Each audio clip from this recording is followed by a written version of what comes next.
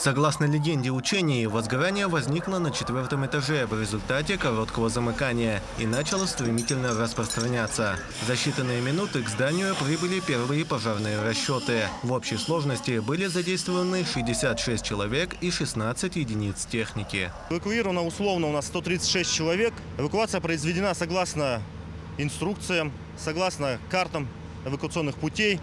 Персонал был выведен весь на специально отведенное место и дождался уже подсчетов и так далее персонала. Пожарный расчет был мною встречен, произведен доклад.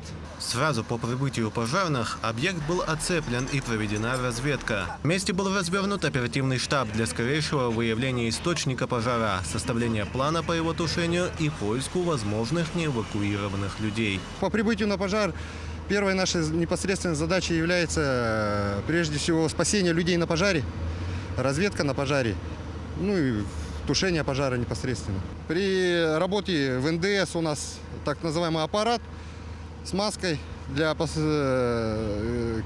подачи кислорода, чтобы находиться в задымленных пространствах.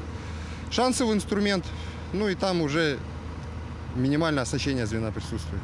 В ходе учений пожарными были эвакуированы 3 условно пострадавших, 2 посетителей центра и 1 огнеборец, у которого закончился кислород в баллоне. По легенде, один из покупателей оказался на крыше здания. Для его спасения был использован автоподъемник. Спасение пострадавших производили через спасательное устройство Зеними ГДЗС и специальный автоколенчатый подъемник.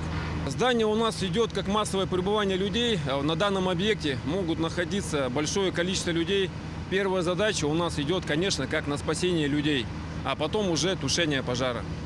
Данные учения показали, что мы с данной задачей справились. Действия пожарных на этих учениях руководство оценило на отлично. Тем не менее, в ближайшие дни пройдет разбор полетов, чтобы максимально увеличить эффективность и оперативность действий.